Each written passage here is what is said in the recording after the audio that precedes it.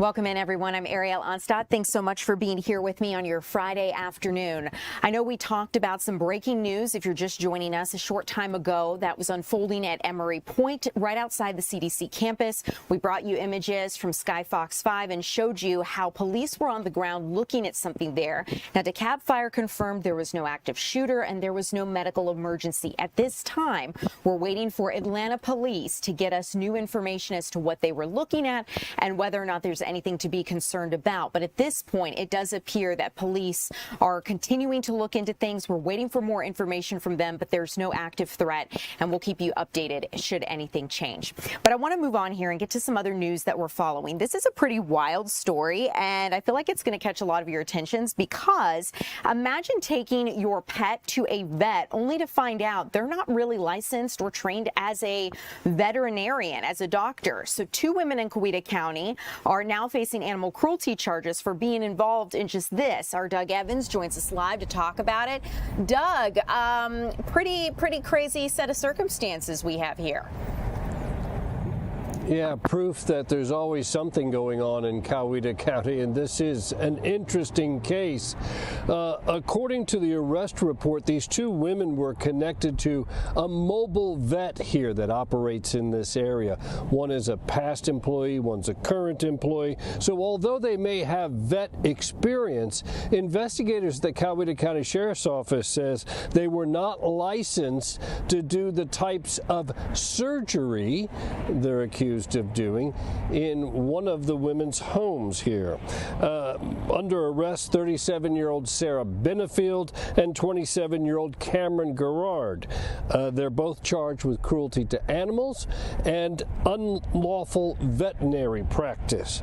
According to the arrest report, this first started with a complaint that was filed with Douglas County Animal Control. They passed it on to Coweta County because apparently this is where the surgeries were performed, in a home here. The report that I read this afternoon says that the 2 are accused of neutering 2 male cats at the home here, and apparently the home belongs to Benefield. The report says the procedures were allegedly done in a makeshift surgical setting and also allegedly may not have involved anesthesia. As a result, the cats named Calvin and Klein needed treatment at a licensed veterinary hospital, and that was given to them in Carroll County at a veterinary practice over there. The report says the cats also received vaccinations, that the forms were apparently signed by this vet connected with the mobile clinic, but the vet tells authorities he didn't sign anything. He didn't know about these vaccinations and didn't know about the unlawful surgeries as well, he tells authorities. So supposedly these cats, Calvin and Klein, are doing okay now. According to the vet in Carroll County, there's no lasting effects of the surgeries that were performed here in this home in Coweta County. But these 2 women, they're charged with animal cruelty and this charge of unlawful veterinary practice. Yeah, Doug, this is just incredible. And, you know, I was curious if they had any experience at all with the veterinary world. You know, was there some adjacent thing that would give them the confidence to do this? And it sounds like, okay, so maybe they worked with a vet, but that does not mean, of course, that they've had the proper training to be a veterinarian. And the idea that those procedures may have been done without anesthesia. Oof. Yeah. Well, you know, vets are licensed by the state of Georgia here, right? They have to pass boards. They are trained medically at universities. University of Georgia, a great veterinary school. Auburn, just down the road from Coweta County, another fantastic veterinary school. A lot of vets, a lot of sick animals, very, very sick animals that can't be treated here in kind of the South Metro area end up down at the University of Auburn. Auburn University. And so it's just interesting that these women supposedly have this background and were performing these surgeries in what they said was a makeshift surgical area. Yeah. Makeshift and surgery, those don't sound like two words that should be put together ever. Absolutely not. Yeah. Doug, you know, this is something that I want to know more about as the case goes forward, and I'm sure you're going to keep us updated. I see some people in the chat talking about the names of the cats, and so once again, I'm confirming it was Calvin and Klein, 2 cats, right? Calvin and Klein. Okay, awesome. Well, Doug, I'm glad that they're going to be okay. Thank you so much for bringing this story to our attention, and we'll continue to check in with you as you follow it through the legal process. So thanks so much. Guys, we're going to move on here because I want to tell you something happening at the state level in case you missed it. Governor Brian Kemp delivered his final State of the State address Wednesday at the Georgia State Capitol. He outlined a bunch of budget proposals and priorities for his last year in office, and some of those I'm going to tell you about now. It includes a plan for a fourth one-time $1 billion tax rebate. It's going to provide $250 for individual filers and up to $500 for married couples filing jointly. Also, to support the state's workforce, the governor proposed a one-time $2,000 pay supplement for all state employees, including educators and public safety officers. Another thing that the governor talked about was a investment to create the Dreams Scholarship, a $325 million investment. And this would create Georgia's first needs-based scholarship program. So as this continues, we'll continue to keep you updated as the governor's final year in office moves forward. But we also know that the governor wanted to address homelessness. He put $50 million towards that and says there's going to be a continued focus on workforce development. Some Democrats, however, noted that the governor's priorities did not extend to health care reform. We'll continue to keep you updated as these policy proposals make their way through this year. I want to tell you about another story that unfolded, and it involved a suspected shoplifter being shot and killed yesterday afternoon. Police say that the suspect pulled a gun while fleeing officers in Chamblee, and police actually went to this Walmart on Chamblee-Tucker Road just after 4 in the afternoon. There was a brief struggle inside the store, and they know that the suspect ran across the street to an apartment complex. It was the Oliver apartment complex, and police tell us that officers caught up with the man in the parking lot, where they say he pulled out a gun and refused commands. Officers say they then opened fire, killing him at the scene. No officers were shot. They were treated for minor injuries, but investigators did find blood in a nearby restaurant along that chase route. The suspect's name has not yet been released. We'll continue to keep you updated, as is the procedure and standard protocol with this. The GBI will investigate. And a final story here locally I want to tell you about as we look at a story that unfolded here recently. U.S. Marshals arrested this man. He's actually accused of murder in connection with a deadly home burglary that happened months ago. You're looking at Marquel Hurd. He's 33 years old, and he was captured in Birmingham, Alabama for felony murder and criminal attempt to commit burglary and the killing of 36-year-old Anna Scott. You can see video, surveillance or ring camera video from when this unfolded. He was placed into custody at the Jefferson County Sheriff's Office as of yesterday afternoon, awaiting extradition to the DeKalb County Jail back here.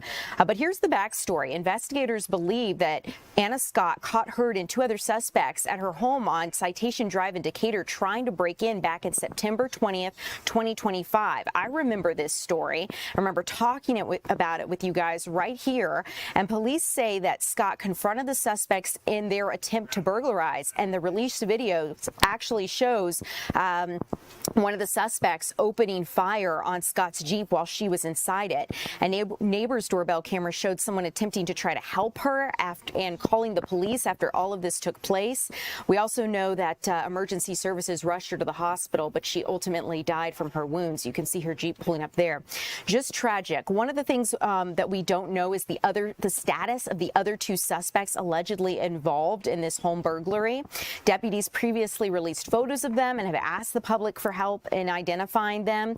So let this be your reminder. If this sounds familiar, you recognize any of the people you see on your screen, give police a call. We want to make sure that if you have information, you get it where it needs to go. But let's move on here, because I want to keep you updated on a story with our Eric Perry joining us now here live at the desk. Eric, thanks so much for being here. Good to be here, just watching that video. Just so many memories of that story. Yes. Just the outrage that it caused, because she just came back home. It could be any one of us. Yeah, she saw it on her Ring camera on her phone, and she came back home and just shot and killed. So unfortunate. Horrible, horrible. Yeah. And the story you're covering today, you know, another honestly tragic situation.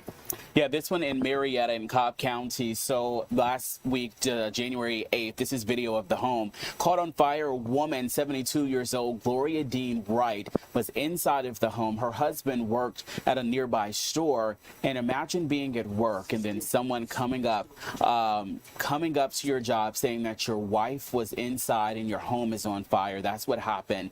Unfortunately, they took the woman to the hospital. She was in ICU for a couple of days, but she ended up dying this week.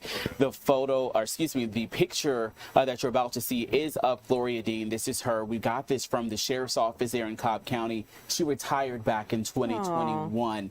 So I talked with one of the PIOs who was the PIO at the time, described her as a beautiful spirit and just a really nice woman there. Unfortunately, she did not survive her injuries. But now family and friends and his co-workers there at that store coming together to raise money for him, as it's going to be a long road ahead. This is Melissa Marino there that we're about to listen to. She's 19 years old. She says she's working 3 jobs, but she started those fundraising efforts because she wants to make sure that her coworker is okay.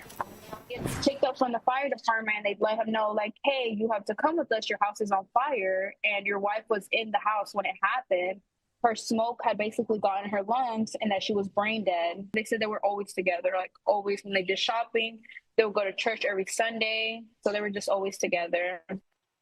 Yeah, so some of those pictures that we saw was of the husband returning back home there after the fire. Again, 72 years old. We reached out to see the cause of this fire. So far, no word back yet, but just really sad and unfortunate. But we'll put information of how you at home can help. I know we have such a generous community coming in, and we'll put that information on our website so people can click and really help this husband, who's not only lost his home, but more importantly, he lost, and sadly, he lost his wife. My heart just goes out to them. This is no way to, begin a new year, no way to continue life. It's so sad that this happened to them, but at the same time, the fact that her coworker is saying, hey, I want to step up and I want to help. I'm so glad that there are so many generous people in our community who love to give back and who love to make sure that people don't feel alone. So that's super important. And that's exactly why she wanted to do it as well. She said so many people, because it's not happening to them, they kind of just turn a blind eye. So she wanted to do something that she could do to help. Right. Eric, thank you so much for bringing this to our attention. I know you're going to continue to keep us updated on it. As we move along here, I want to get out to Minnesota as we continue to follow the latest on the protests there. We know that they have continued to escalate, those anti-ICE protests, and more protests expected this weekend. We know President Trump threatened to invoke the Insurrection Act and send in the military, and more than 20 House Democrats actually responded today with a, quote, shadow hearing in St. Paul. President Trump said he would send in troops or federalize the National Guard via the Insurrection Act if protesters continue to attack federal immigration agents. Now, the last time the Insurrection Act was invoked was in 1992 by President George H.W. Bush, and it was in response to the protests surrounding the beating of Rodney King by Los Angeles police officers. We saw tear gas filling the air around a temporary ICE facility in Minneapolis last night. You're looking at some of that video. Protesters clashed with federal immigration agents, and the demonstrations come after 2 recent ICE-involved shootings, one of which led to the death of Renee Nicole Good. Some protesters were seen trying to break down a chain-link fence in front of the ICE facility. Others swarmed a federal car, causing an agent inside to draw their handgun. On Thursday, so today, Minnesota Governor Tim Walz posted on X in a direct appeal to President Trump, saying, quote, let's turn down the temperature.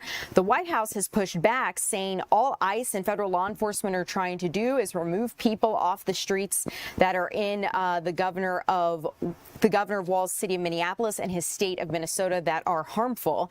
Minnesota community leaders have declared the Friday as their day of truth and freedom, urging people not to go to work or school or shopping statewide. So this continues to be a situation that we're going to monitor. But as we talk about ICE and continue to cover the latest there, I want to tell you about a story that NBC News is reporting. An AI screening error reportedly deployed 200 new ICE hires into the field without proper training. According to an NBC News report, as ICE was racing to add 10,000 new officers to its force, an AI tool wrongly categorized a majority of potential new recruits as having prior law enforcement experience they didn't have. Mentions of officers, mentions of the word officer in resumes led AI to misclassify candidates.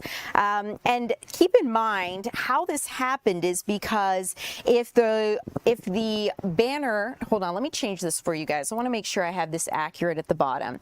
We're going to update this so that way you can see. Okay, so as I was saying, one of the things that one of the things to keep in mind with this, with that mistake, is what the artificial intelligence was doing is if a resume said compliance officer, like if that was an officer's title, or if it said that an officer or the person applying for the job aspired to be an ICE officer, the AI would automatically categorize them as having previous law enforcement experience that they didn't have.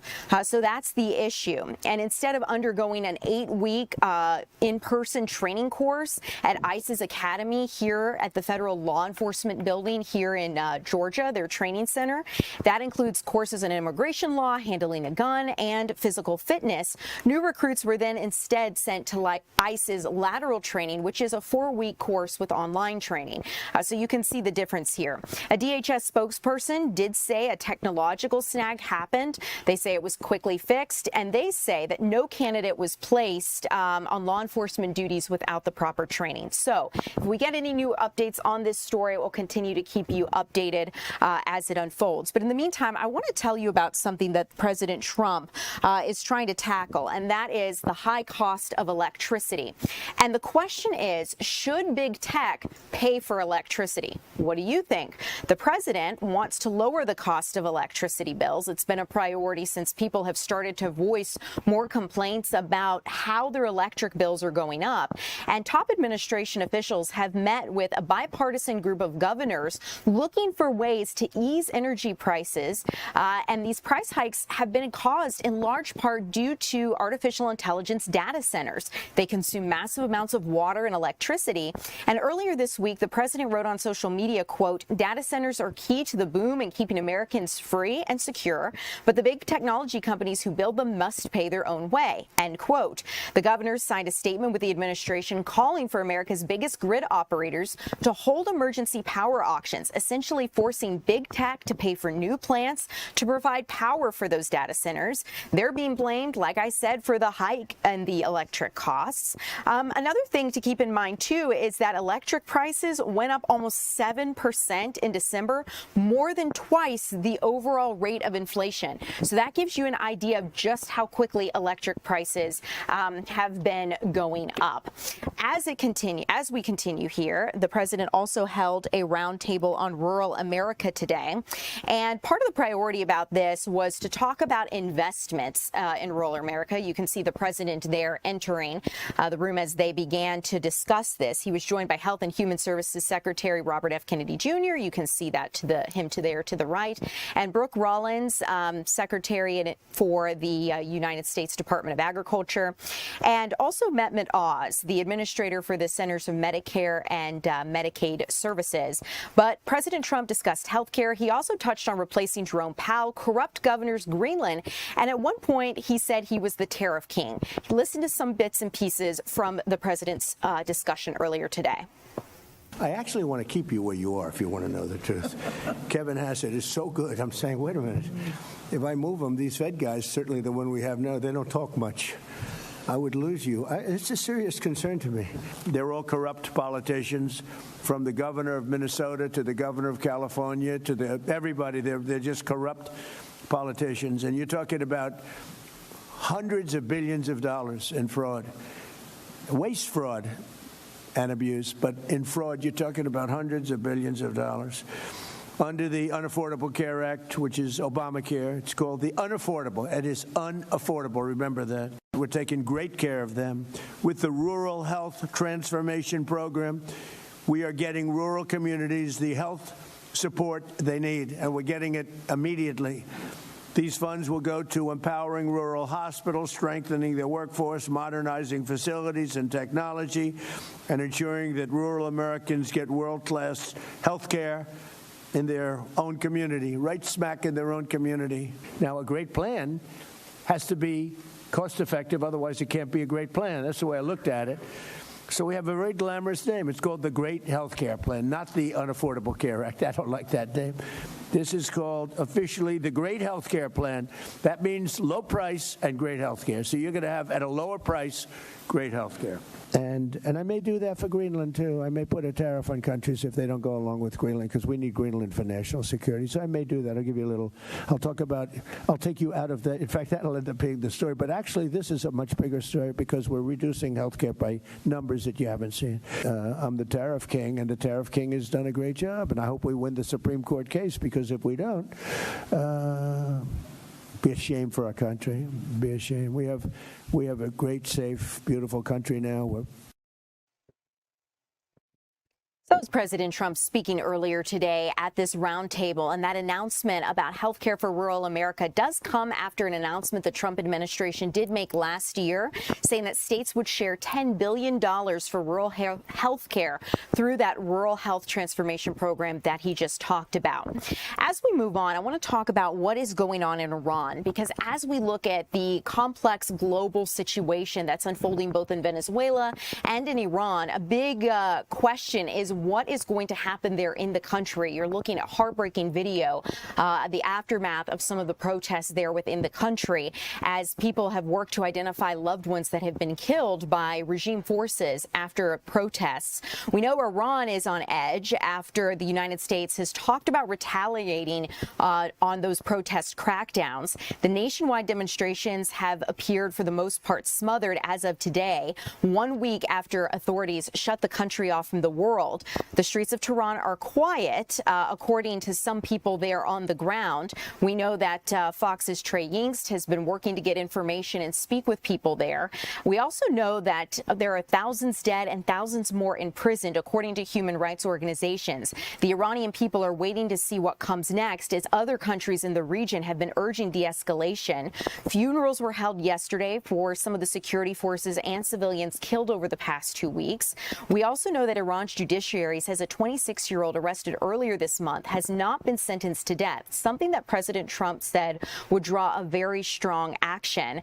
With the internet blackout across Iran ongoing, getting information has been limited, but we do know that pictures and images have trickled out, like the one you see here on your screen now.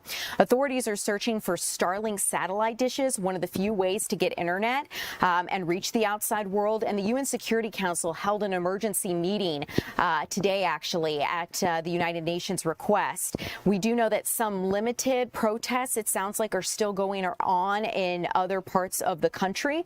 We'll keep you updated as the situation unfolds, but overnight, Iran issued a notice to its airmen, effectively closing its country's airspace over fears of a United States response. So we'll keep you updated if that changes. In the meantime, Venezuela's opposition leader, met with President Trump today, and we know that Venezuela's future and her own political fate have been on the line. I'm talking about opposition leader and Nobel Peace Prize winner Maria Corina Machado. She met with President Trump at the White House, and after spending more than a year in hiding and fleeing Venezuela under Nicolas Maduro's regime, she's now hoping to get President Trump to back her as the next leader of Venezuela. Machado has the support of many lawmakers in Washington and had publicly offered to share her Nobel Nobel Prize with President Trump, a recognition the president has long wanted. Currently, the president's allowing Maduro's vice president, Delcy Rodriguez, to run the country while his administration takes control of the oil industry. United States forces seized a 6 Venezuelan oil tanker early on Thursday, just hours after the Trump administration completed its first sale of Venezuelan oil, valued at $500 million. Trump officials say that controlling the country's oil is how they're going to usher in change. But critics have pointed out that they believe many of these actions in Venezuela all relate to money. President Trump has suggested the United States is going to oversee Venezuela until elections can be held. That timeline, though, does remain unclear. So we'll keep you updated if anything changes. And a final story here for you guys. I want to keep you updated as to the situation that's unfolding in Gaza, because the president has announced a new oversight board as his multi-point peace plan is moving forward. The president announced today and yesterday, actually, he talked about it again today, that a board of peace is going to oversee the relationship between Israel and Gaza. He made the announcement with the bold declaration that the board is, quote, the greatest and most prestigious board ever assembled at any time and place. Trump named himself the chairman of the board in the announcement and says that the next phase of this 20-point peace plan is underway. He also mentioned Special Envoy Steve Witkoff's role and says that the Special Peace Board has the backing of other Middle Eastern nations like Egypt, Qatar, the United States, and Turkey. United States, not a Middle Eastern nation, but of course one that backs this. We also know that the president says that it will involve Palestinian leaders in its transition. The president's called for Hamas to surrender all weapons and dismantle all tunnels, and the area will proceed towards a full demilitarization. But we'll keep you updated as the situation unfolds, because as you know, this is something that has been talked about, whether or not Hamas will disarm and what that would ultimately look like. Coming up, you guys, I want to get a check of your weather forecast. And of course, I want to check in and see where we are with some other local stories. Today, we do know that we have a court hearing, and we're going to check in on some other stories like that coming up in just a little bit.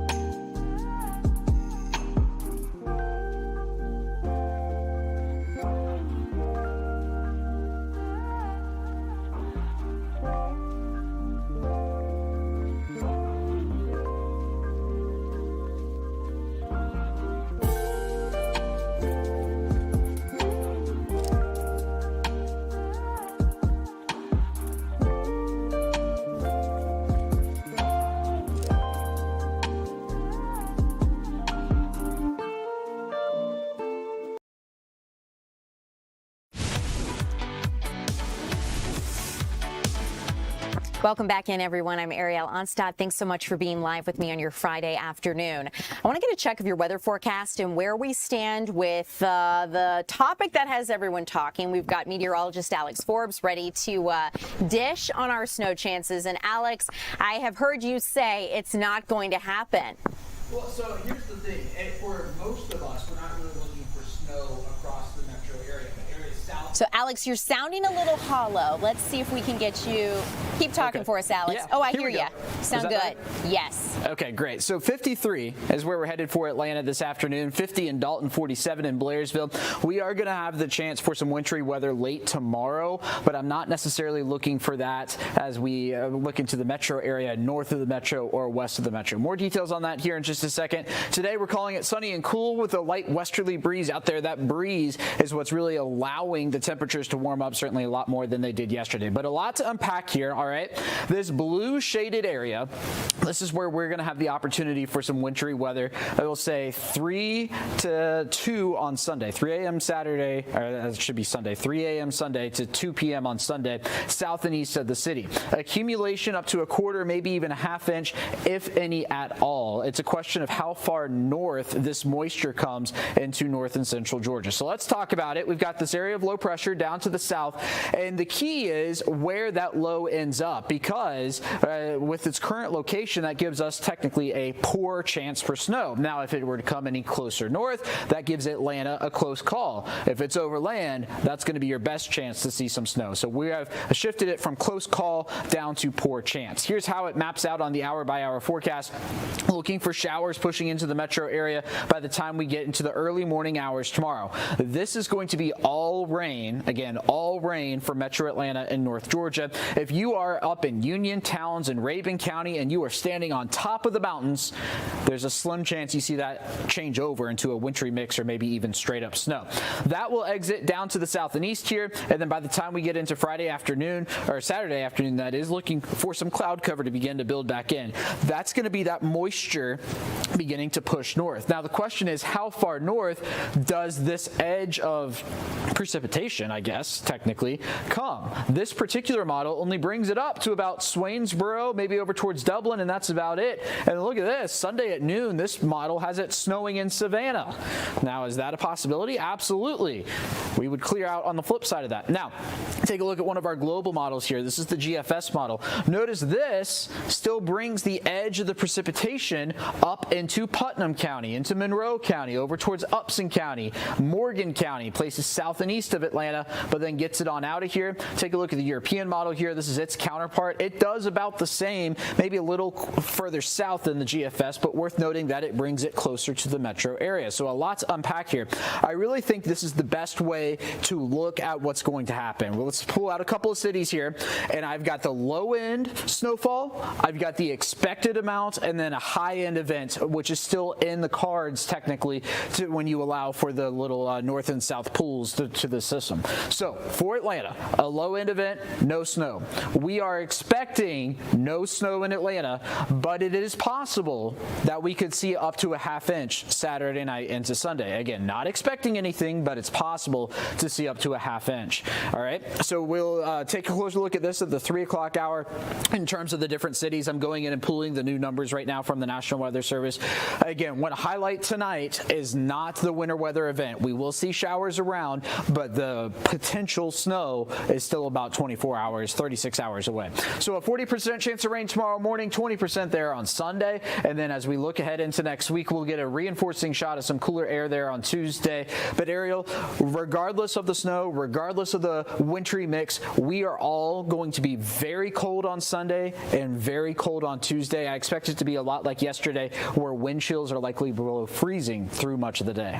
I will be packing my winter coat, Alex. I will be prepared. Thanks for the heads up. I appreciate it.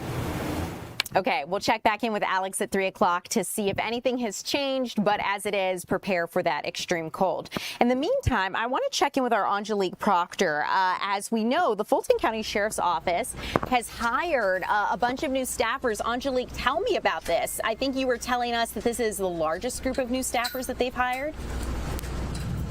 That is right. Good afternoon to you, Ariel, and all of our listeners. Sheriff Patrick Labatt is simply elated about these new hires. He says it's the largest group of hirees that he has had since he has been in office, and that dates back to 2021. And we all know that hiring and retaining employees here at the Fulton County Jail has been a real challenge. But take a look at this new group. This is a diverse group of hirees. It's a group with a variety of backgrounds, including a person from Pakistan, a Jamaican, and a person from the U.S. Virgin Islands. 6 of the new hirees you might see there are female, and the sheriff says his recruiting team is to be commended for their efforts. Well, it's always exciting to onboard new talent, and in this case, to have the largest group that since my tenure.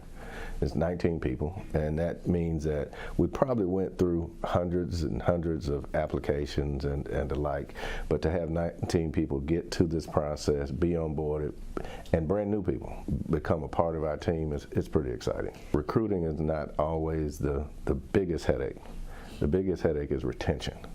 So once you get here and you understand the gravity of what we do day to day, that wears on people.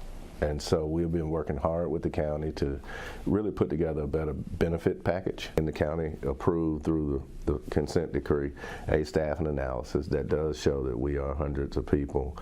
We have the ability to absorb another several hundred people, and so we're in a space that we're constantly recruiting, and people, when they see and feel more value, they stay longer, and that's part of our goal. Now let me unpack a lot of that the sheriff says. As great as this news is, he still needs hundreds of additional employees. That's right. There is a consent decree, of course, in place here by the federal government, and that they did a staff analysis that shows that the sheriff is short some 700 people. And so although he has hired these 18, and it's actually 19 when you include an intern, they still need hundreds of people. And he says this year his goal is to hire between 150 and 200, and he plans to do that with these teams of people. He has talked about how they are interested in improving the amount of money that many of these hirees make. They have done that, and they are trying to improve benefits.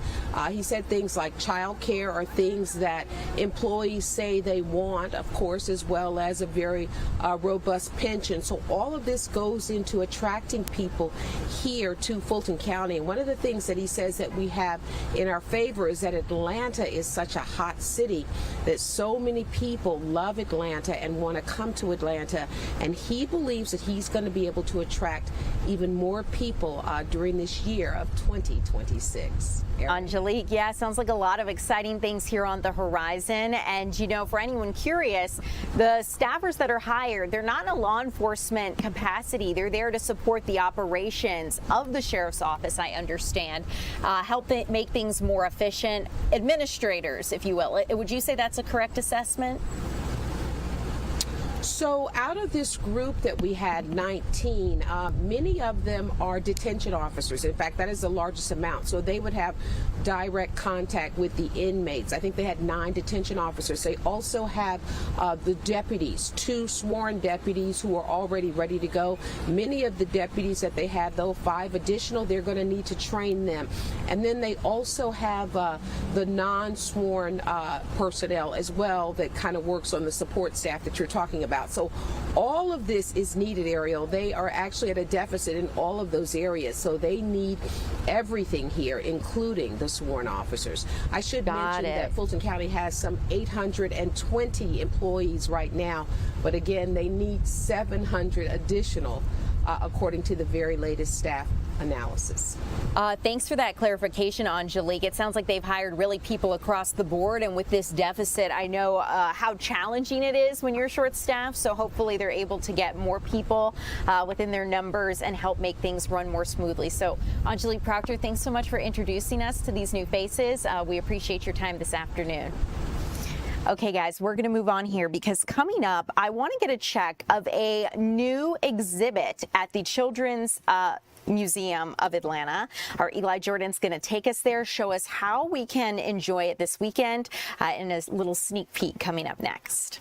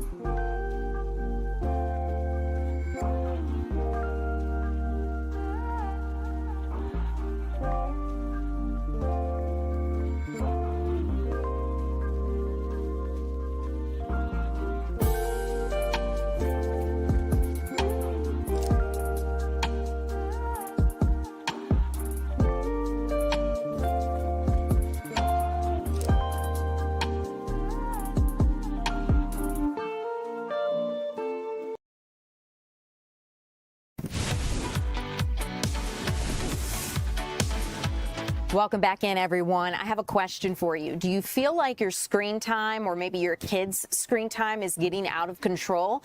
Well, some members of Congress feel that way, and they want to take efforts to limit kids' screen time. We know there's a bipartisan push on Capitol Hill trying to limit kids' screen time, and lawmakers actually heard from pediatricians and mental health experts yesterday on how social media is affecting our nation's health and our nation's youth. An eye-opening Senate Commerce Committee hearing confirms what many parents already know and what many of you know. Kids are spending more time on social media than ever before. Teens themselves seem to recognize this issue. Last year, Pew Research actually found 48% of teens surveyed said social media has a mostly, quote, negative effect on their mental health. So a bipartisan group of lawmakers is now pushing to set the minimum age of 13 for social media and ban algorithms that are addictive. Experts testified about a rise in child behavior issues, depression, and suicide attempts, and how much artificial intelligence is now shaping developing minds, particularly with the rise of AI chatbots. Tech companies have fought against age verification, claiming it strips away parents' freedom to dictate what tools their kids can use, and it could expose their data to hackers. Some tech giants like YouTube have begun to add more parental controls, but this bipartisan push that's coming from lawmakers on both sides of the aisle would also cut federal funding to schools that don't block social media and harmful content. So lawmakers are trying to figure out what levers they can pull as they look at ways to try to keep kids safe. Another thing I want to let you know about as we take a health look, the CDC wants to keep wastewater funding for testing. And the thing is, the CDC has released this report that shows the importance of testing wastewater for diseases. And this comes ahead of potential budget cuts. So one of the things to look at is that wastewater can detect several diseases like COVID-19, measles, and polio. And one report is highlighting how officials in Colorado detected measles in an area before cases were actually confirmed. So while others showed how researchers in Oregon can use the test to detect illnesses months before cases arise, all because they're able to test the wastewater, mind you. So this report comes as President Donald Trump has proposed to slash funding for the National Wastewater Surveillance System. So the president has proposed this funding cut from $125 million to $25 million. The proposal would still need to be passed by Congress, but the CDC says in the meantime they want to release these reports to show the importance of wastewater testing. And the CDC says it could still perform some critical tests, but only with restrictions. So that's something we'll continue to keep you updated on. As we continue here, I want to tell you about a fun thing you can do with your kids this weekend, and that is checking out a new exhibit at the Children's Museum here in Atlanta. And Eli Jordan joins us live to tell us a little bit more about this. Eli, I understand this is highlighting some very inspirational historic figures. Very inspirational and important figures too at that. The Tuskegee Airmen out of Tuskegee, Alabama, the very first African Americans to be military aviators. And did you know, I did not know this until a few minutes ago, 85 years ago today, it was the 99th Squadron was signed off on, and the government signed off on the Tuskegee Airmen being formed. That was 85 years ago today. And here at the Children's Museum, they have an exhibit opening up dedicated to them. Tomorrow they are opening up, and it's going to be really, really cool. And I have a live interview. Ariel, it's a live interview with Karen Kelly. Yes, Karen Kelly, director of exhibits and education here. Tell me, why is it important to have the Tuskegee Airmen exhibit here at the Atlanta Museum? Well, it's wonderful to have it here at the Children's Museum of Atlanta because we also have it tied to an exhibit about the flight and science of flight, but it helps ground it in history and reality. So it's not just something you play in a museum and it's abstract. It becomes very concrete. It is also important to see all the people who helped push aviation forward. And the story of the Tuskegee Airmen is so important because of their patriotism. They fought so hard to be engaged in battle in the Civil War and to be Civil War. Oh my gosh, I'm so wrong. I'm so wrong. World War II, and fought very hard to be pilots and fly that way.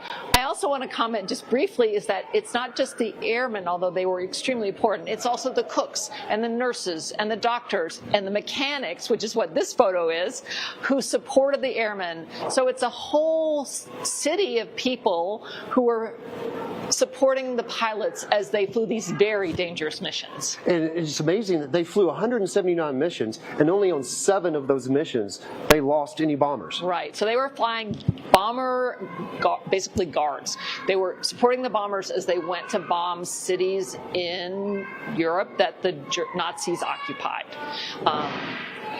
That sounds terrible these days, actually. I mean, I say that out loud, and it sounded kind of terrible. They're hitting North Africa, hitting the Rommel army up there, the Desert Fox, and then they went on to hit Europe. And I guess when kids come here, I mean, you got learn how to make some airplanes, and then have an airport scene here, and then they can so continue on with their physics and build some rockets. But also too, I kind of like the history corner over here. Maybe kind of demonstrate that because. There was a black aviator, military aviator in World War II, closer to Civil War, but he was from Georgia. Right. Yes. Yeah, can we dial him up here? Yeah, we can. I think so. It was actually World War I. That World War I is really the first.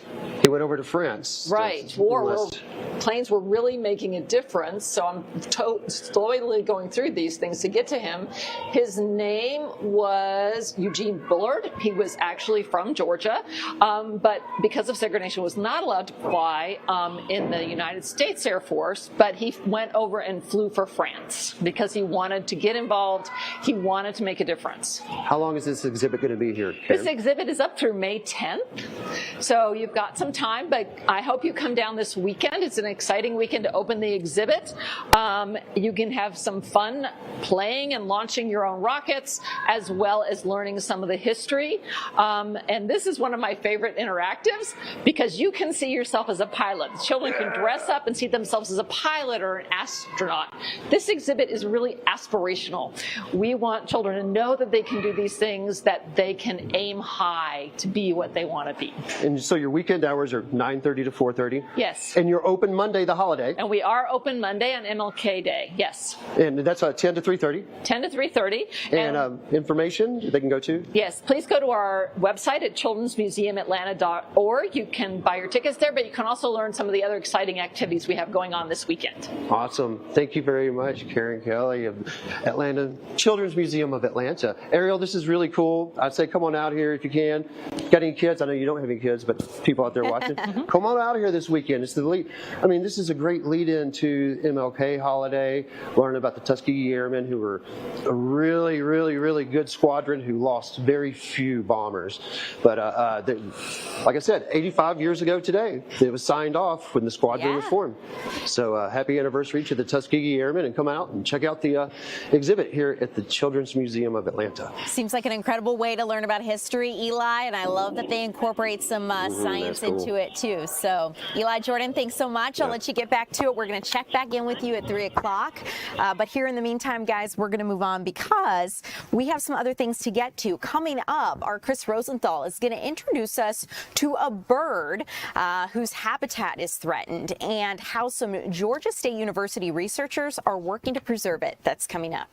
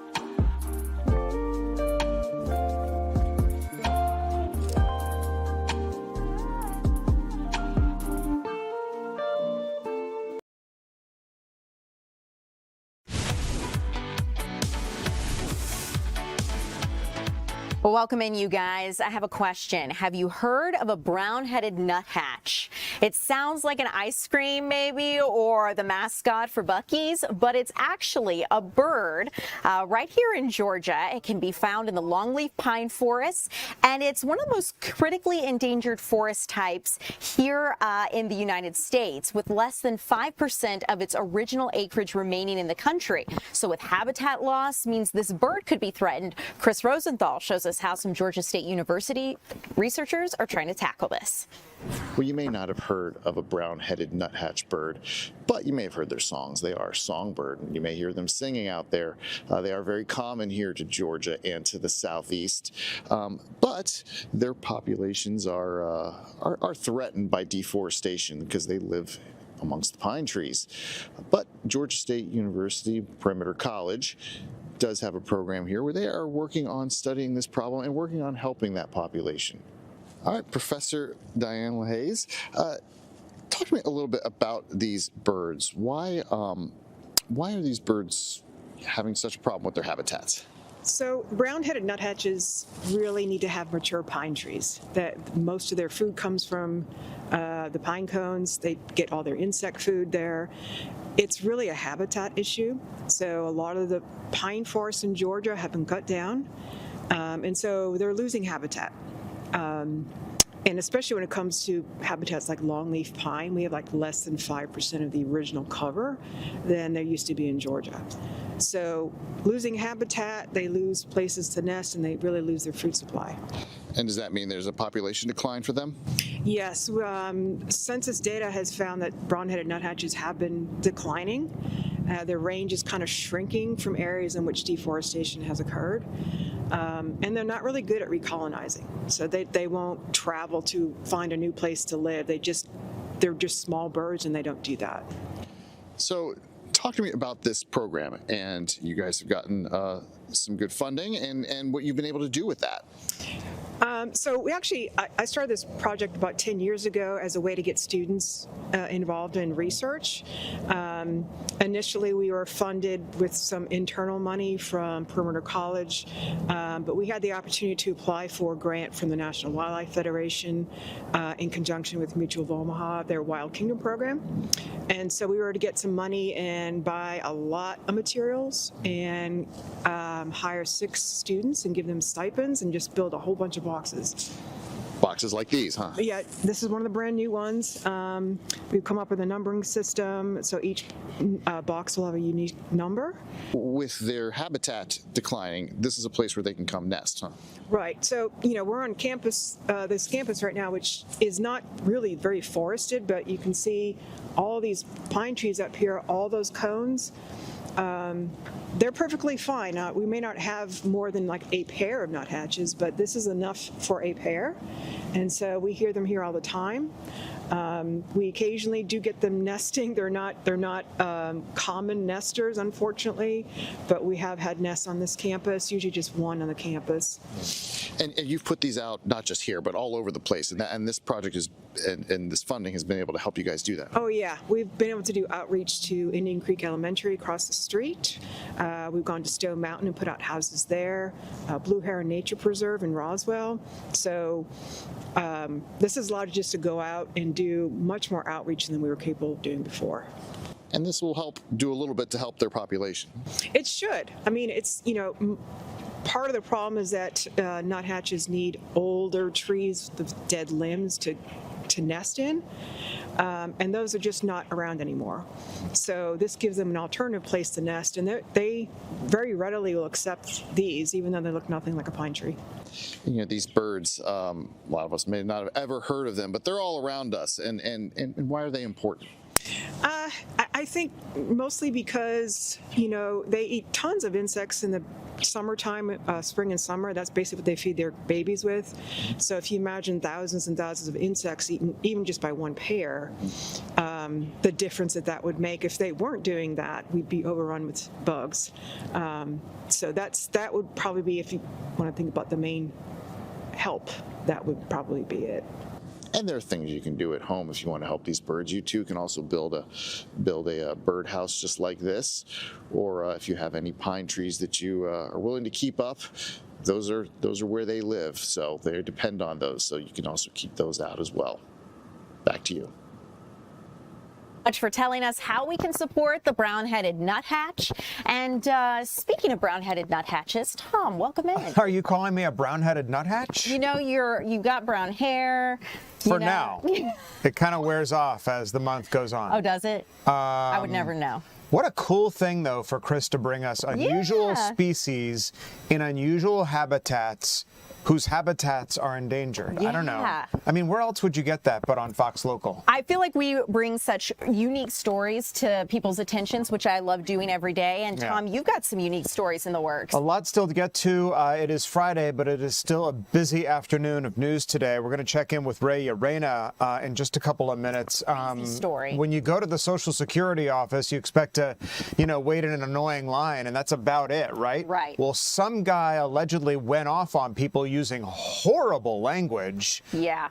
And Ray is there at the Social Security office to tell us more about what this person was up to and the investigation on the part of police. We're also going to check in with our Kevin Stewart, who's also live for us this afternoon, on a story we've kind of covered here on Fox Local, and that is people dumping massive amounts of tires in some of these counties. DeKalb County wants to make it a felony.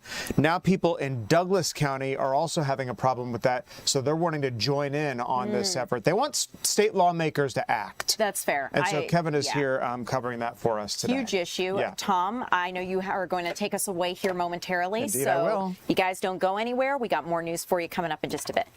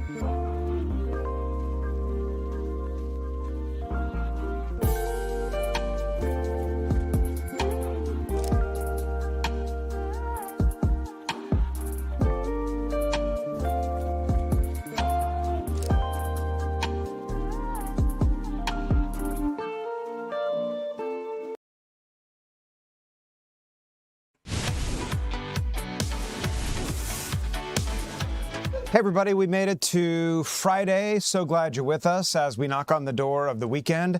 I'm Tom Haynes with you for the 3 p.m. streaming hour here on Fox Local. So glad you're with us this afternoon. Looks like kind of a tricky weather weekend that we're going to talk about here in just a couple of minutes. In addition to some rain, there might be some wintry precipitation that we have to deal with this weekend. We do know it is cold outside, so our meteorologist Jonathan Stacy is going to walk us through sort of what's going to happen happen here over the next 48 hours. Alex Forbes, rather. But we begin with an investigation on the part of Gwinnett County Police of an alleged incident at a local Social Security office where people were in there minding their own business, doing what they needed to do, when allegedly, according to police, a man, kind of an elderly man, went in there and then unloaded on people with a verbally offensive rant. Let's get out to Ray Urena, who is covering this story for us this afternoon. Ray, what happened here? Well, Tom, as you can imagine, this is a video that was liked and shared tens of thousands of times all across any social media platform that you can name it, Instagram, TikTok. If you saw it on social media, you definitely saw this video in the last couple of days. But here's what Gwinnett police tell us what happened. They say that their officers were called to the Social Security Administration building that's over on Shackelford Road Wednesday morning. Now, Fox 5 has obtained a copy of that video through an open records request, and we have muted portions of it where multiple expletives and racial slurs were yelled at a security guard, people, as well as children. And in that video, police say 65-year-old Robert John Burke also says, "What are you going to do? It's free speech," before walking away from the building. According to the police report, the security guard says Robert Burke often shows up to the building and is a known troublemaker who had been previously banned from that location. However, when officers arrived, Burke was nowhere to be found, but using videos and witness statements, police were able to get a warrant for disorderly conduct. A day later, officers responded to a disturbance at a hotel near Duluth, where they found Burke and arrested him. The video actually went viral. We were dispatched to the scene, so we already had knowledge of it. We just want to encourage people to continue to do so. Take video. We love that. It always helps us. And but still contact the police so we can take steps to make an arrest quickly in situations like this. And we did reach out to the Gwinnett County Sheriff's Office. They tell us that Burke is still behind bars and locked up at the Gwinnett County Detention Center. We have also sent out several emails that have been listed for Robert Burke, but we have yet to hear back, Tom. Ray, a couple of questions for you. Do we know why this man, number one, and you might have mentioned it, was so upset? And number two, are you telling me that he keeps showing up at this Social Security office? And if so, for what reason? Yes. We don't know that reason yet, Tom, but we just do know that the security guard who was in that video was also interviewed by police in that police report, and that security guard says that, like I said earlier, this guy is a normal troublemaker. He often shows up to the office, and he was previously banned. We don't know yet what caused this incident to happen for him to be yelling and screaming at people at the Social Security office at about 9 o'clock Wednesday morning. That's the time according to what it says on the police report. So there's still a lot of unknowns surrounding this incident, Tom. He is right. I mean, there is such thing as free speech, but you cannot go in to a government office building and harass people for absolutely no reason at all. It's like verbal assault. I don't know the laws here where this is concerned, but what are police planning to charge this guy with? Well, Tom, I actually asked police about that, about the limitations that the First Amendment can do, and they say that these racial slurs that he shouted constitute fighting words, which are not protected under their First Amendment rights. And because of that, police took the liberty of charging him with a misdemeanor disorderly conduct on that, and he is still, like I said, behind bars at the Gwinnett County Detention Center, Tom. All right, Ray Urena with some troubling information there at Gwinnett County this afternoon. Ray, thanks so much for being with us here on the 3 p.m. stream. Well, you saw it here live. Governor Brian Kemp delivering his final State of the State address yesterday at the state capitol. In it, he talked about a lot. He talked about budget proposals and priorities for his last year in office, with a strong emphasis on tax relief, state employee pay, and long-term investments. This was an emotional speech for the governor. It was his last for his 8-year term in front of state lawmakers. He spoke before members of the Georgia General Assembly, highlighting what he called a strong state economy and pointing to a nearly $9.7 billion surplus already returned to Georgians through tax relief during his administration. In the next year, the governor plans a fourth one-time $1 billion tax rebates. So it's always good getting those checks in the mail. It would provide $250 for individuals and up to $500 for married couples. Those things just kind of show up in your bank statements if you've ever logged on and seen the Georgia Department of Revenue with a nice fat deposit in your checking account. Always welcome, right? Well, the governor announcing yet another deposit for 2026. Again, $250 for single filers, $500 for married couples. The governor also calling for further permanent cuts to the state's personal and corporate income tax rates, stressing that his administration remains focused on addressing hard-working Georgians' concerns over the persistently high cost of living. A couple on the Republican side who are campaigning to take Brian Kemp's place are advocating for no state income tax. You know, we're talking about states like Florida and Texas who don't assess state income tax on their residents because there is so much sports, convention business, visitors coming into their state that they peg it on those people. Well, think about what we got going for us here in Georgia with the huge convention center downtown. You got the Georgia Dome bringing in all kinds of athletic events, a Super Bowl, the FIFA World Cup coming up this summer, just countless events where tax dollars could pour into our state and provide tax relief for those of us who live here on a permanent basis. So we'll see how that fleshes out across the campaign here over the next 10 months. A suspected shoplifter was shot and killed Thursday afternoon after police say that he pulled a gun while fleeing officers in Chamblee. Police were called to the Walmart on Chamblee Tucker Road just before 4 p.m. After a brief struggle inside the store, the suspect ran across the street. There's a brand new apartment complex. If you've ever driven up Peachtree Industrial Boulevard and seen that Walmart there, you know, if you're headed toward 285, it's on your right-hand side. Little difficult to see near the Whole Foods and all of those retail outlets up there, the Lowe's on your left. Well, this guy took off across the street. There's a brand new sort of apartment complex there and hid out. After a brief struggle inside the store, we understand, police officers say that they caught up with that man in the parking lot of that apartment complex where he pulled out a firearm and refused commands. Officers then were forced to open fire, according to police, killing him at the scene. No officers were shot, we understand, but they were treated for minor injuries.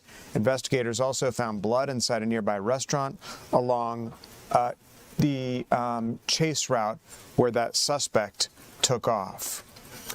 U.S. Marshals arrested a man accused of murder in connection with a deadly home burglary that happened months ago.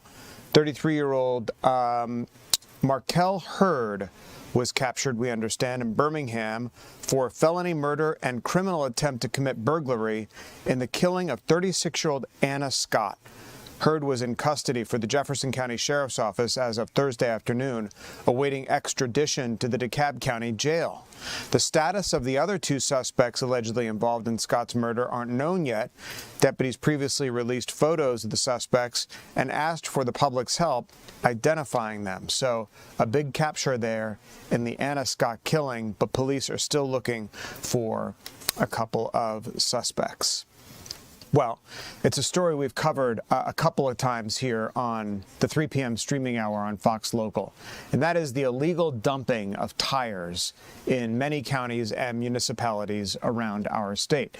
It's something that county leaders have been dealing with, and they're appealing to federal elected officials in the state legislature, to pass more stringent laws against dumping. DeKalb County has been dealing with it, and now they're grappling with it in Douglas County. Let's get out to our Kevin Stewart, who is live for us this afternoon. Nobody wants to see huge piles of tires on the side of the road. Number one, Kevin. Number two, it's a real headache for county officials to then get rid of them. So what are they doing there in Douglas County to handle the issue? Well, certainly they're trying to get folks to not do it, and they are planning on enforcing this pretty hard. You know, sometimes I can show you better than I can tell you. You can see here a pile of tires, Venetian blinds inside the tires, bottles, all kinds of junk laying here. Right now, we're off of Britt Road. Britt Road is one of those trouble spots. There are trouble spots all over the county, but this one is particularly interesting because we're right off of Fairburn Road, a major artery. We're not very far from the Fulton County line, probably two miles at the most. On this road of Britt Road, you probably have a little more than a dozen homes. Some are abandoned, but people here say it is a problem because people think this little hidden road is a place to dump stuff. And so the county is making an effort to reach out to the community and tell them, hey, this is not what you're supposed to be doing. You should be taking tires, for one, to the county landfill. The smaller tires, you can put those, the larger tires, I should say, will probably cost you about $15, I believe. If they're 17 inches or more, $15 each to dispose of them there. We had a chance to talk to people in the community here how frustrating this is. Take a listen. You see people dump out here? Yep. And sometimes they'll just be rolling them across the street. As soon as you go around that curve, you'll start seeing tires. I feel real violated. I guess they think, well, we dump there because ain't nobody around, you know. Yeah, and then people think they can get away with stuff.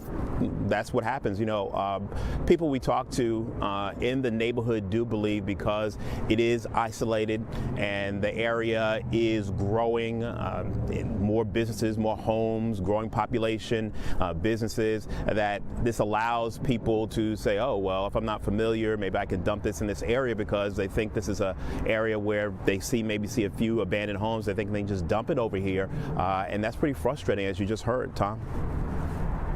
And about tires and dumping tires. I mean, they're a hard thing to recycle, I presume, but may one of the answers be that counties set up recycle sites for tires, or maybe they already have them?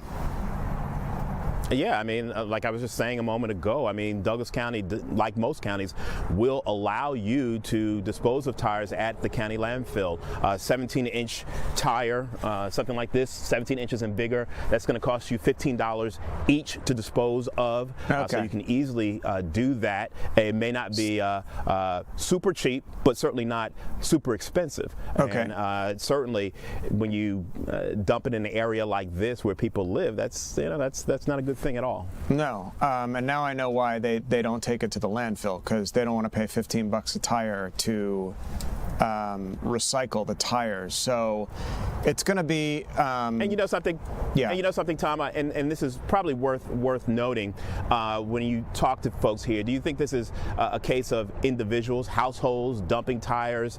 And they say, like, maybe sometimes it is, but they think for the most part you're seeing some type of company, some type of business dumping mass tires. One of the gentlemen that we spoke to made a point of saying he saw about 300 tires that were removed by the county not too long ago, as the county is trying to clean this mess up.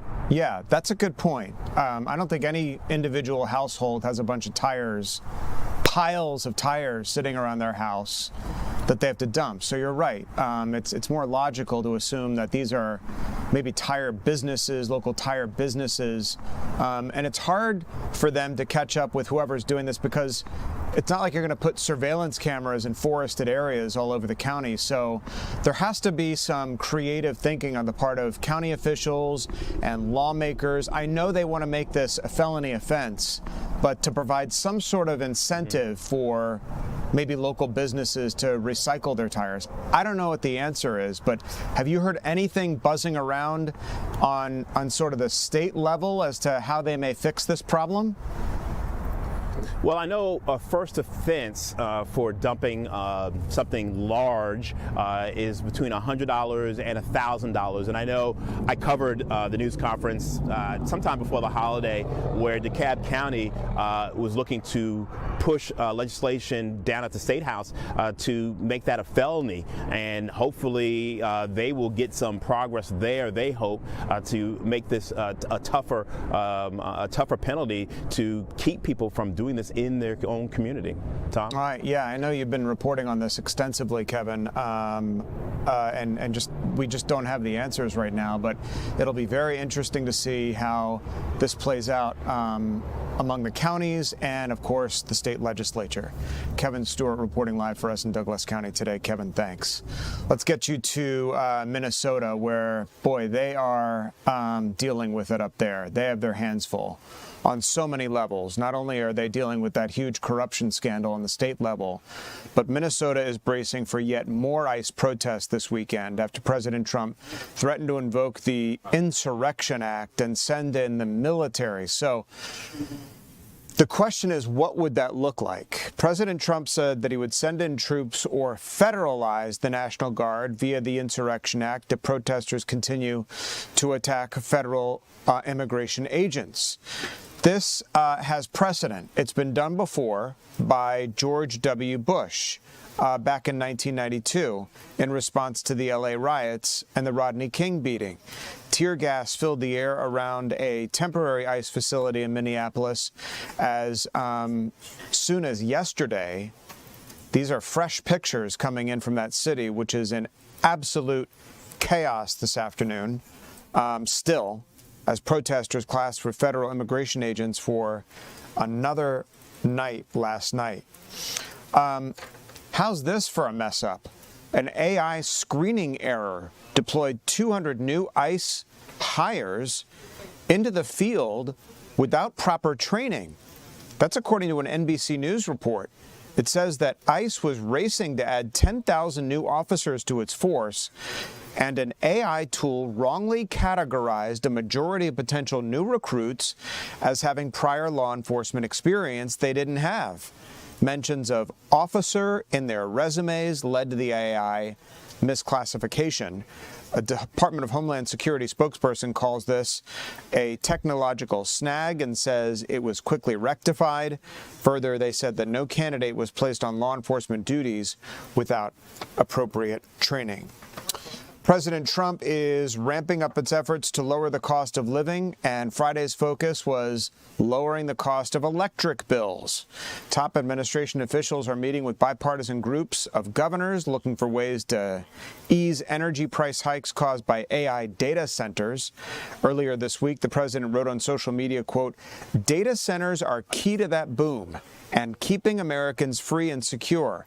But," the president said, "the big technology companies who build them must pay their own way." The governors signed a statement with the administration calling for America's biggest grid operators to hold emergency power auctions, essentially forcing big tech to pay for new plants to provide power to those AI data centers. This was partially behind the president's efforts when he signed that executive order to make AI centers a federally monitored program so that the federal government can better regulate how the data AI centers power themselves. And a big push on the part of the administration has been to have these AI companies and data centers be self-sufficient, to have their own power grids on their own property. Of course, that's going to take some time to matriculate, and in the meantime, these data centers are pulling off local grids, but they're trying to find a solution around that. And one of them is these power auctions in which these data centers can ideally buy power from the local power grid so that that it's not passed on to the consumer. The president busy at the White House on this Friday holding a health roundtable, we understood, at the White House, joined by Health and Human Services Secretary Robert F. Kennedy. The last government shutdown, we know, was because Obamacare subsidies were set to expire this year, and lawmakers never found a way around that. So what is the way forward? The president spoke at that roundtable this morning. I actually want to keep you where you are, if you want to know the truth. Kevin Hassett is so good. I'm saying, wait a minute. If I move them, these Fed guys, certainly the one we have now, they don't talk much. I would lose you. It's a serious concern to me. They're all corrupt politicians, from the governor of Minnesota to the governor of California to everybody. They're just corrupt politicians. And you're talking about hundreds of billions of dollars in fraud, waste fraud and abuse, but in fraud, you're talking about hundreds of billions of dollars. Under the Unaffordable Care Act, which is Obamacare, it's called the unaffordable. It is unaffordable, remember that. We're taking great care of them. With the Rural Health Transformation Program, we are getting rural communities the health support they need, and we're getting it immediately.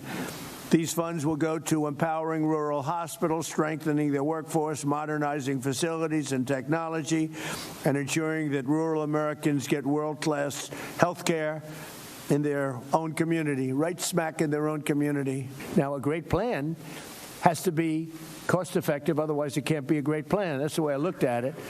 So we have a very glamorous name. It's called the Great Health Care Plan, not the Unaffordable Care Act. I don't like that name.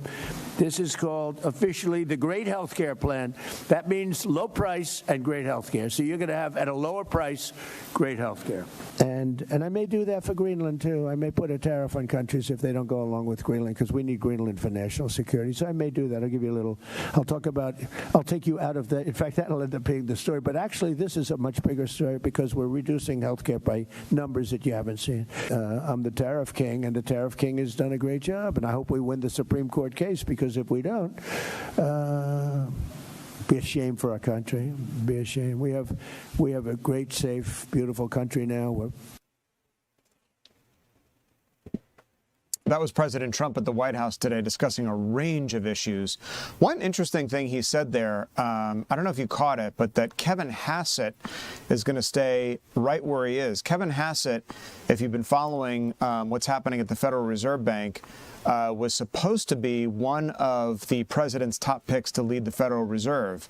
Well, apparently that's not going to happen, because the president just said that Kevin Hassett, the budget director, is going to stay right where he is. So Hassett seems out of the mix. We'll see who the president puts up for the next Federal Reserve chairman. A very controversial topic at this moment. Want to get you to some breaking news right now that we're following. Skyfox 5 is live over the scene of a shooting investigation where apparently officers are telling us there that one person has been shot. I'm going to give you the address. It's 1993 Bent Creek Way. If you map it out, it's just north of Langford Parkway and west of I-85. So this is southwest Atlanta, where this happened, in the Fort Valley area. This looks to happen at an apartment complex there, where you can see police have taped off the area with crime scene tape as they begin their investigation. So all we have right now is that a person has been shot. We're monitoring the situation on the ground there as to the circumstances which might have not only led up to this shooting, but the condition of the victim who encountered that gunfire. Atlanta police there on the scene again in the Fort Valley area off of just north of Langford Parkway and west of I-85. We'll continue to follow that still developing story. Our other big story this afternoon is the weather. All right? It's cold outside. We know that. A lot of people have been bantering about the possibility of winter weather headed our way. So is that going to happen this weekend? Meteorologist Alex Forbes waiting in the wings to give us the answer as we continue.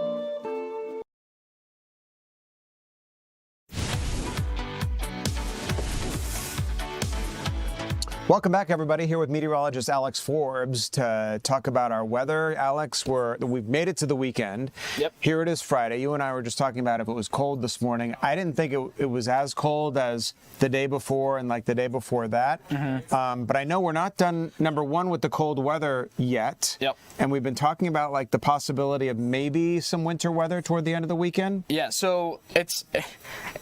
Anybody want to be a meteorologist this time of year, right? I do.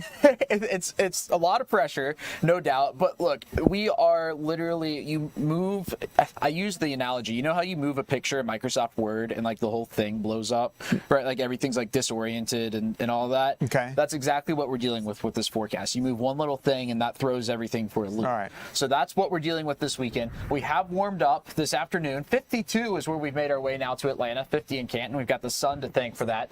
But here's the deal. We are going to be riding the roller coaster. So into the evening tonight, those temperatures are going to begin to fall down into the 40s. There we go into the mid 40s there by 11 p.m. Partly cloudy skies. And then things will begin to really change through the overnight. So 40 in Atlanta, 37 in Covington, 36 in Eatonton. Those are all important to point out because we will have rain showers coming through during the earlier night. Rain, rain, rain. This is not the wintry event that we could potentially have on the docket for Saturday night. So I just made this map here. This was in consultation with the National Weather Service, all right?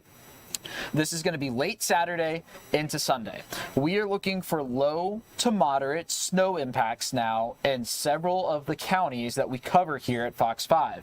Greene, Jasper, Putnam, Monroe, and Upson County. The expectation right now is to have some quick-moving snow showers and some minor accumulations in those spots. That yellow shaded area, which of course, elephant in the room, includes Metro Atlanta, really the city itself, south of the city and east of its city, this is where the advice is don't let your guard down. Remember back in 2014, about this far out, the expectation was for snow to stay down to the south and east. That is still the expectation right now. I don't currently have any reason to believe that that is going to move right now, but it's entirely possible that it does, and of course that would implicate millions of people. So let's take a look at it on some of the computer forecast models. There's your quick moving shower into the night tonight, and then there you go into Sunday morning. This is the newest run of it now. You see snow south and east of the city with some flurries making it as far north as Atlanta. Now this, what you see here, I would put in more of the extreme category. This is a higher end event in terms of the complete suite of models that we have right now. Let me move this over to our higher resolution model here, and what you're going to see is it does something interesting. So the showers come through overnight tonight, maybe a flurry up to the north, but then it keeps the majority of the snow out of our area. Look at that. It keeps it south of Macon. Oh, wow. Okay. So that's the type of needle threading that we're having to deal with. Here's how it boils down. The best chance for light snow is south and east of Metro Atlanta. The I-85 corridor is not in the clear yet. So I have this sense that people today have been like, oh, it's not going to snow. And it's probably not going to snow, but that's not a guarantee, right? There is a world where we wake up on Sunday and it is snowing in Atlanta.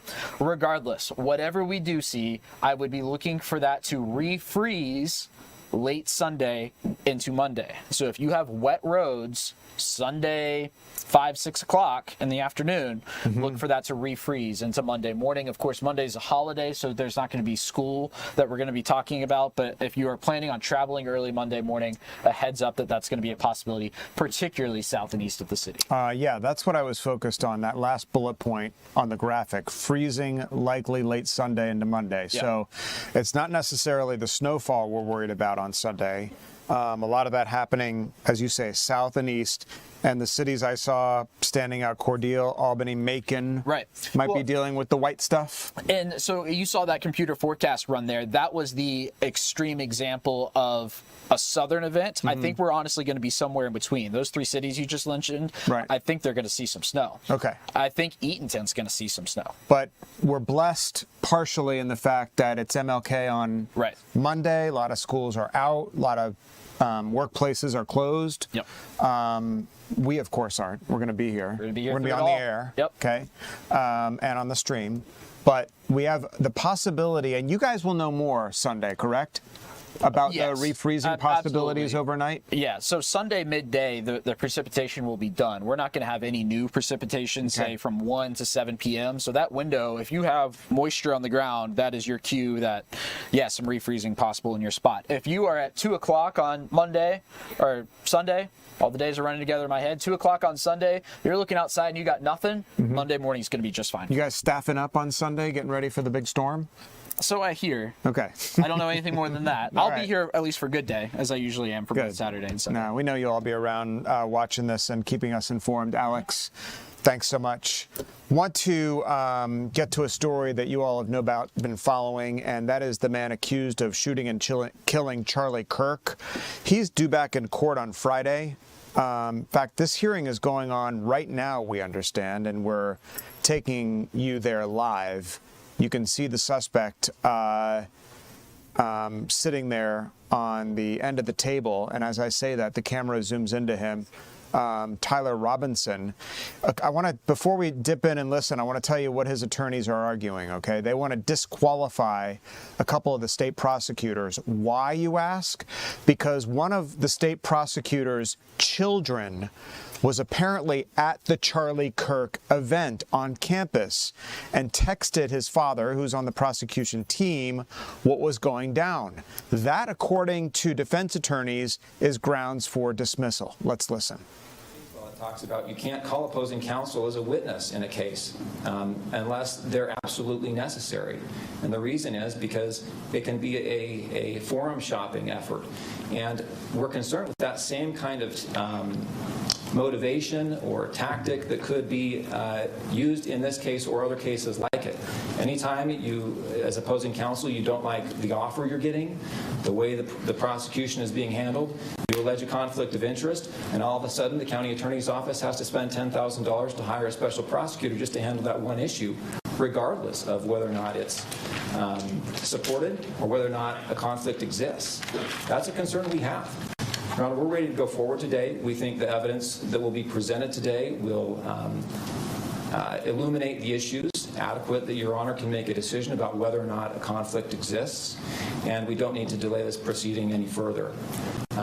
We're confident the court will see the facts as they are and be able to make that determination. Mr. McBride, so the motion has been made by defense to continue this hearing to allow the filing of a motion addressing more fully this issue. And to that request, what is the state's reply? We object to that motion to continue or to strike. We ask the court to go forward today. We think the motion is untimely. The court has, or the prosecution has subpoenaed witnesses, and every delay that happens, the witnesses that we have now family members of the prosecution being subpoenaed. These people are ready to move forward and get this out of the way. The longer we delay this, the more anxiety that this procedure has. All right. Thank you, Mr. McBride. To defense, any response? Yes, John. Thank you.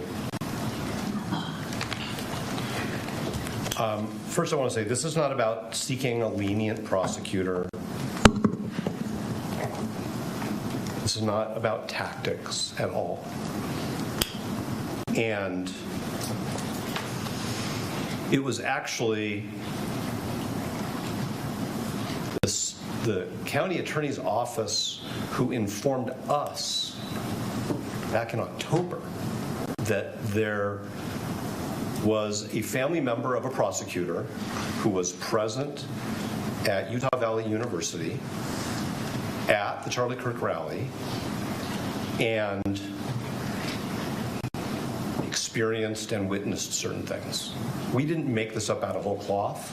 We didn't grab onto some piece of discovery and say, a wedge, a tactic. Let me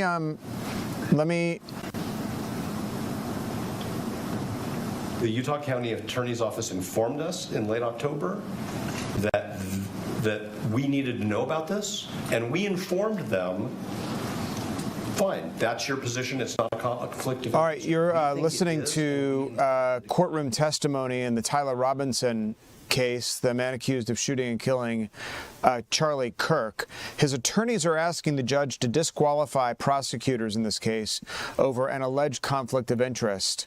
One of the prosecutor's children allegedly at the Charlie Kirk rally, and so the defense is saying that that's just not fair, and so they're arguing with the judge now to get that prosecutor disqualified. Obviously, if that happens, the state would replace that individual, but just sort of a procedural hearing here in the case of Tyler Robinson. We'll continue to monitor that hearing, and if anything develops or if the judge makes a decision, of course, we will bring that to you. It has been cold outside here with Tara Jabor, who has been following a situation at an apartment complex, Tara, in Peachtree Corners, we understand. Nobody needs to be without heat right now. It's so cold outside, but it seems like people in one apartment complex are dealing with just that, not only over the past couple of days, but over the past week. Tell us what's been going on. Yeah, sure. So I spoke to a woman today who lives at Norcross Crossing, and she's been living there with her family for about the past 3 months. And a week ago, their electricity went out. They don't have any power, which means now they don't have heat. So the past few days, they've been staying at a hotel, and at that hotel, they've been paying out of pocket. But their apartment complex is supposed to reimburse them for staying at the hotel. Well, she says she's been staying there now 4 or 5 days. It's like $100 a night. And she's like, how can I keep, paying for this out of pocket? And I don't even know when my power is coming back on. Now, she already paid her rent for the month of January. It's a 3-bedroom apartment. She told me she pays around $1,800 a month. So she pays a lot of money to live there. As you can see, this is video from inside of her apartment. The only light was obviously the natural light coming through the windows. It was like 49 degrees inside her apartment. And she has kids. Yeah. So it's like she can't, be staying here with her kids when it's 49 degrees and it's only getting colder. So here's a little bit of what she told me this morning when we talked. Paying for a hotel, paying for food, because we lost all the groceries, so we buy food day by day because you can't really cook in the hotel, so you got to buy food to eat, ready to eat.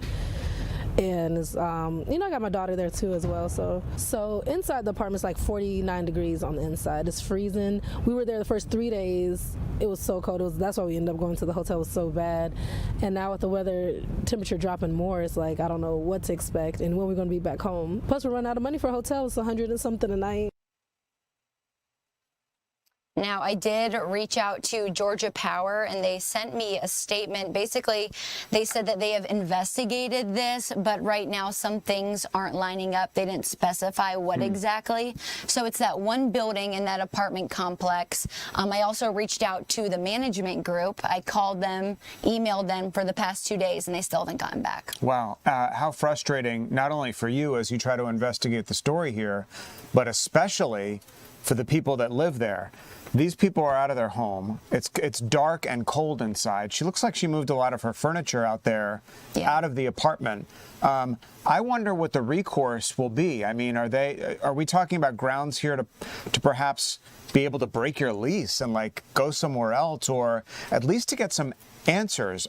Are there local property managers there, like on site, who can kind of oversee this whole thing? Yeah, well, I did speak with a leasing agent today. We talked on the phone, and she basically said she can't comment, but she did confirm, of course, that there's no electricity. Obviously, I was there. I saw it myself. But I cannot get a hold of that management company, and I feel like those are the people who are responsible for this. Yeah, because from what I hear from you, Georgia Power is like, it doesn't seem like there's a problem on their end, or else they would have told you, yeah, we're working on it. We have some power line problems going into the building, but they were kind of evasive as to what the situation was. Exactly, and that's why it's so confusing, and it's frustrating for her too, because she just moved in 3 months ago, and now she's already out. So. And she's got kids and mouths to feed, so. Yes. How frustrating for that mother. All right, Tara, keep us posted as to what happens. Our heart goes out to all of the families affected by this power outage in that that building, especially with the cold weather moving in. Tara, Absolutely. thanks. Want to get you back to live pictures from Sky Fox 5 of this shooting investigation. We have new information to report to you this afternoon. We just brought it to you over on Bent Creek Way Southwest. This is west of I-85 and just north, we understand, of Langford Parkway at this apartment complex. So here's what Atlanta police are telling us right now. At about 1:30 this afternoon, police responded to this report of a person shot at Bent Creek Way, which we now know is a fatal shooting investigation. Earlier, we had just reported that there was a shooting there. And we understand, according to police, that a 24-year-old female victim suffered multiple apparent gunshot wounds, which we now know are fatal. She was pronounced dead there at the scene by responding medical personnel. And we also understand this afternoon that officers have detained a possible suspect there on the scene. Investigators with the homicide unit are there to determine the circumstances surrounding this incident. But we now know that this shooting that we reported to you earlier here on Bent Creek Way Southwest in southwest Atlanta, west of 85, just north of Langford Parkway, is a fatal shooting with one woman dead and a suspect in custody. Police still there. It's a very, very active investigation. And as we get more information, we will turn it around here in the 3 p.m. streaming hour and bring it to you. When we come back, there is a very, very cool exhibit for young people to teach them in an interactive way about the Tuskegee Airmen. Okay, it's important history that these young people need to learn about, and they're making it kind of fun to do just that. We're there live when we come back.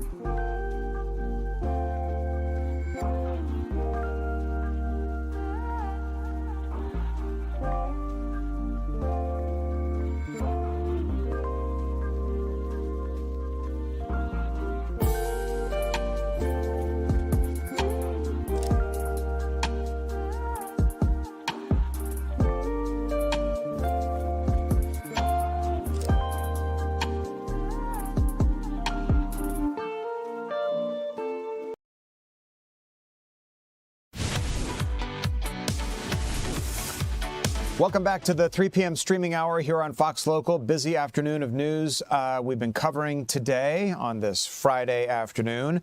You know, there's a great exhibit for children which lets them imagine themselves as a Tuskegee Airman. It's called Black Wings, and our Eli Jordan is at this exhibit. Eli, it's for children.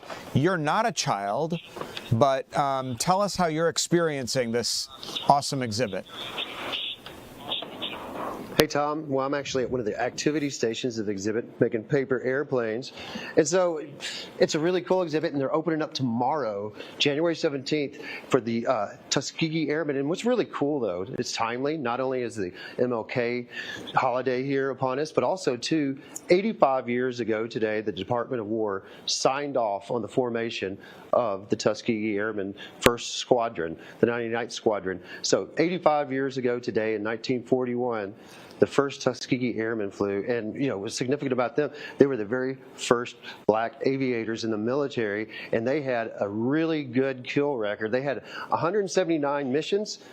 They only lost bombers on 7 of those missions, so they had 172 clear missions. But this is what's really cool. You can come out here and act like you're a pilot and get a picture made. And, it's a little interactive stuff, and then you can learn some history over here, and then, like I said, make some paper airplanes, learn some physics, and they even have a flight simulator over here for kids to get in. But I spoke with Karen Kelly, who is the Director of Exhibits and Education, and this is what she had to say about the exhibit.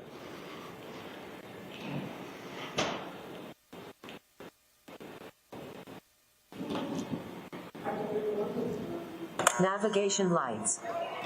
Landing lights. Roll right. So, Karen, what are you doing here? I am flying the airplane. I don't remember what kind they say it is, but we are flying. I'm trying to balance the plane and make sure it stays level. I'm using these lights to help me navigate. Pilots in World War II had to fly by dead reckoning. They had to basically look out the window and say, oh, this road goes this way. This is east.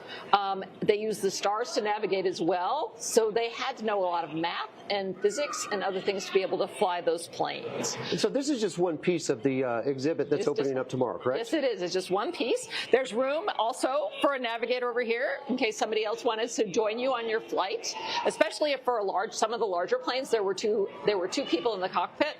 For some of the fighter planes, there was one pilot. And the escort planes for bombers had only one pilot, and they looked to shoot down and attack German planes or bombers that were coming after the United States planes. Tell me, why is it important for Atlanta to have this exhibit here, especially on this weekend?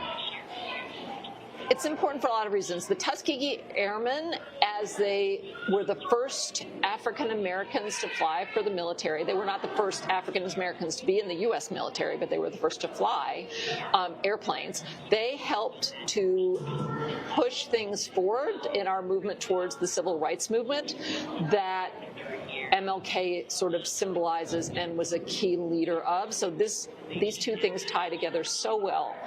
They were a part of it. They helped elevate. And they also helped the United States. They wanted to help and support their country, and that continued through the civil rights movement. And they proved a lot of naysayers way wrong. They did. A lot of people thought black people couldn't fly. That obviously proved them wrong. And they had a great record. I mean, they did have a great record. They had a wonderful record of flight. The bombers they scored, they only lost 7 missions, 7 bombers. That is insane. They had 179 flights, and people are coming after you. It's hard to, I know a lot of people play video games. Think about that when you're don't have the video game guiding you. You have to do it by dead reckoning and just look around and look for the attack planes. Cool. Real quick though, just to wrap it up, what times are you open, and where can people go to find out more about the museum? Okay, so I'm going to start with our website. You can reach us at childrensmuseumatlanta.org, and we are open 9:30 to 4:30 on weekends and 10 to 3:30 on weekends.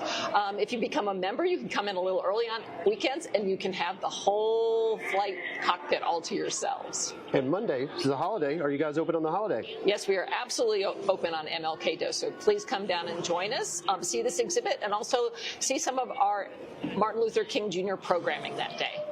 Cool. And there's one of the red tails right there, mock-up of what they flew, and the P-51 model right there. And you heard her; they are going to be open this weekend and on MLK Day. So go to at childrensmuseumatlanta.org if you need some more information, and come on out and check out the Tuskegee Airmen exhibit, which opens tomorrow. Tom? Boy, leave it to the Children's Museum, a place where I took my kids when they were little, It's so interactive, not just with this exhibit, which is very cool, and as you say, it's kind of coincides perfectly with MLK Day on Monday, and they are open Monday if you want to bring the kids down there. Just tell us exactly where you are. I know it's in downtown near the College Basketball Hall of Fame. Kind of remind me where that's situated there. Well, we have a college football Hall of Fame. Football, sorry. But it's not close to, well, it's kind of close to that. I'm across the street from College, by the way, Park, you know College Basketball Hall of Fame, just not to interrupt, but I think is in Springfield, Massachusetts. That's a weird fact that I know for what reason, I don't know. And well, it's okay. I mean, I don't know much about it because Alabama hasn't had that much of a basketball team until recently, so maybe I'll learn more. But I'm at, I am just off Baker in Centennial Park, across the street from Centennial Park and also the World of Coke and Aquarium, just across the street. So that's where you can find us, right down here in the middle of it all, next to Centennial Park. Good stuff. So interesting. Eli Jordan, as always, Eli, thanks. We'll be right back.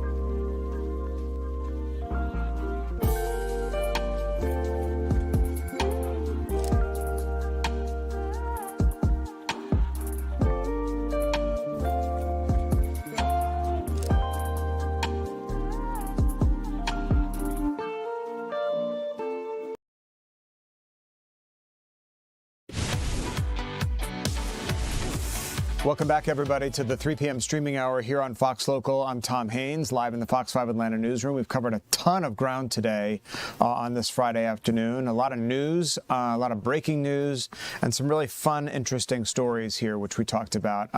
Real quick, if you're a Costco shopper, the retailer is offering some cash for tech. And what do I mean by that? Well, they're teaming up with Phobio for a tech trade. Shoppers can head over to Phobio's website, fill out a form, and then ship out their old devices. The program accepts a variety of phones, laptops, tablets, smartwatches, desktops, and media players. They must be cleared of any information and shipped out. The process is said to take about 15 business days and could earn you up to $2,500 in rewards at Costco, depending on your device. So that's a pretty good deal, although every time I go into Costco, I feel like I spend upwards of that amount. On what? I have no idea. Quick check of the markets. Dow Jones Industrials, kind of flat today. The markets are down 70 points right now after being up earlier in the day over growing uncertainty over the next Federal Reserve Chairman, bank earnings, geopolitical tensions, all weighing on the Dow Industrials this afternoon. So it looks like here with about a minute left in the trading session, we're going to close down on this Friday afternoon. With that, I want to say thanks so much for joining us here on the 3 p.m. streaming hour of Fox Local. I'm Tom Haynes, live in the Fox 5 Atlanta newsroom. The news continues right here, right now.